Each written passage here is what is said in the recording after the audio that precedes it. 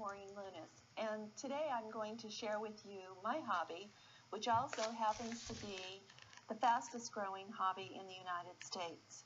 My hobby is genealogy, the study of tracing family history. Family history. This hobby is popular not only in the United States but around the world as people search for their roots. One of the first things that you need to do if you are interested in finding out about your family is to gather as much family history as you can from whatever sources you have available. Living members of your family. Search out your relatives and find out what they know. It's helpful to tape record or videotape interviews if you have the opportunity, but letters will generally work as well. Work just as well. An initial form letting your relatives know that you are searching out your family history and gathering information from them often is a great way to crack open the door and get a jump start. Let them know what you're up to. From those family histories, you will be able to get some leads to start your genealogy,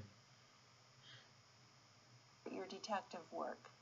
There are many places in the United States that you can go for additional resources after you have started your search. Those basic leads from your family.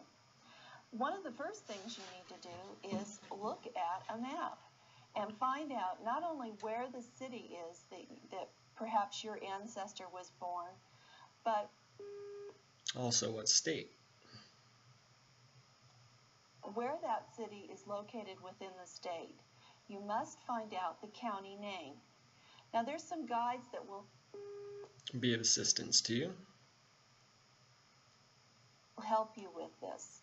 One of the best books that is the Bible of most genealogists is called The Handy Book, and this is produced and published by Everton Publishers in Utah.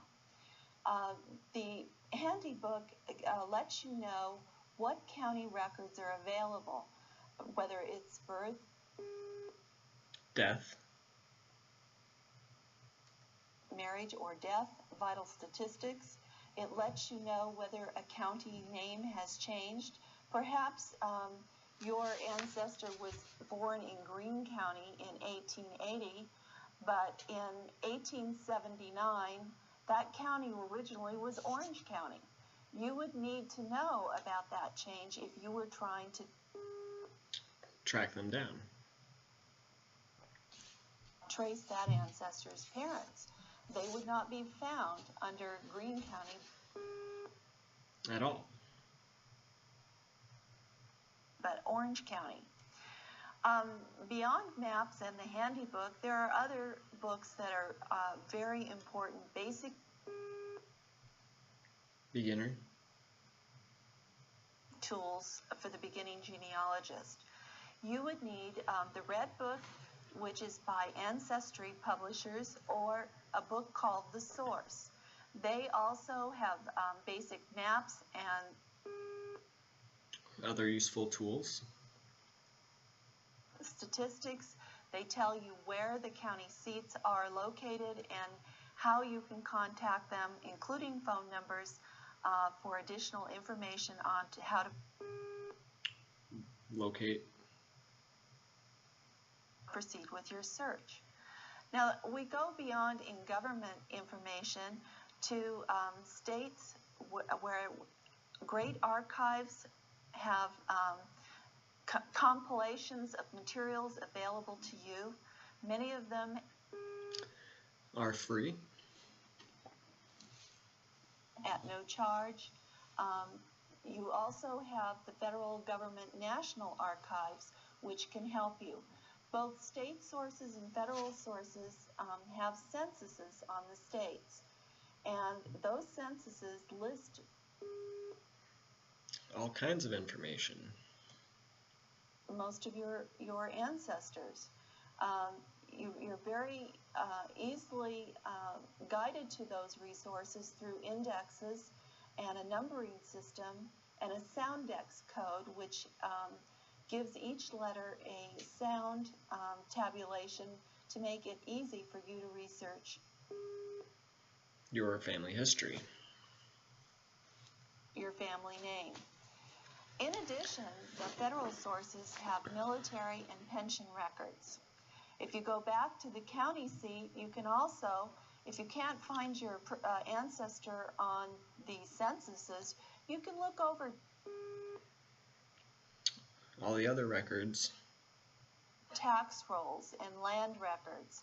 And oftentimes there might be other records for welfare for the poor, or passenger lists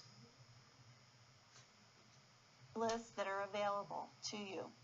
Outside of government resources, there are many historical societies, both at the state level and county level. And also there are larger historical societies that are regional, such as the New England Genealogical and Historical Society. Or you might want to go and research in Virginia at the National Genealogical Society.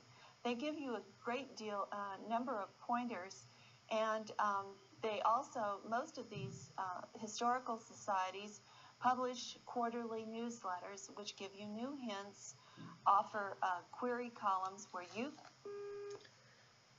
can ask questions, can put in ads to help find other relatives. Of course, with the advent of technology, we have a lot of sources available to us. More tools and resources at our fingertips. With computers, we now have CD-ROM, and on that CD-ROM, there are phone number listings by family name, so you might be able to trace your family through if you have the same last name, surname in a particular town. You might be able to get leads that way. Also, there are many vital statistics that have been recorded on CD-ROM. Or perhaps you want to get on the internet or use an online service in a chat group where you can make ties with other genealogy hunters, people that are searching your line. And I've found that with my hobby, I've met many wonderful people across this country and outside this country who've been a great help. Been very helpful. And when you find someone with the last surname that you share, it's really an incredible experience. Exciting, and your instant family. Of course, everyone has that one or two skeletons in the closet.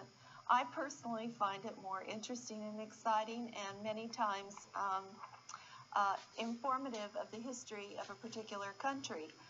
When I do research and do find out things that I didn't know. Find a skeleton. For example, I have a third-grade grandfather, and there had been a rumor in our family that he had died in jail. My husband and I traveled to Canada. We went to Brockville, Ontario, and we were able to trace from a newspaper article and found that my grandfather indeed had passed away in jail. Been put in jail by my grandmother. And she had put him in jail because he was a bigamist. She had 12 children at the time, with the youngest being 1 year old. However, this brave lady locked him up because he had hurt her. That's strayed from their household.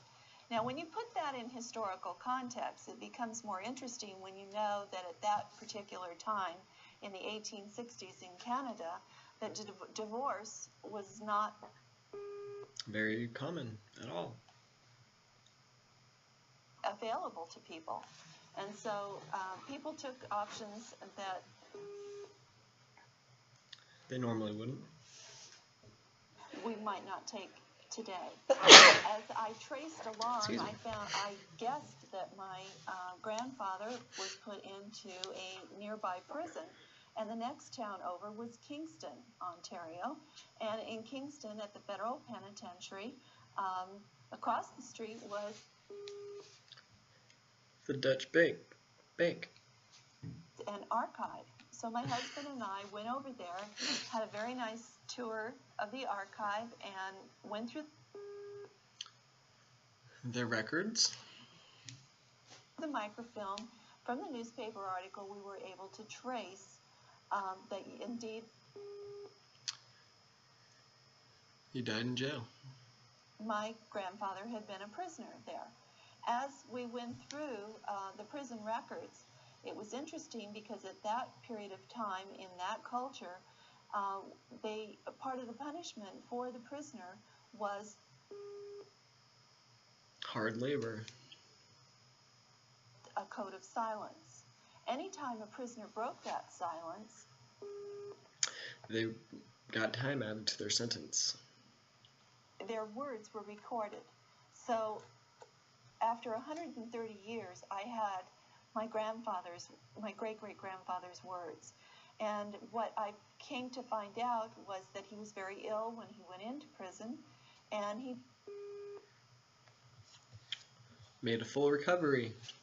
died 3 months later of tuberculosis. Right, I forgot. And his words were words of complaint about cold and Pain. feeling ill. So that was Very interesting to find out. kind of an interesting situation. Many people might want to hide that fact, but for me, it really made history Come alive. come alive. It made me understand some of the trials that my grandmother went through, and also some of the trials that My grandfather went through. my grandfather went through.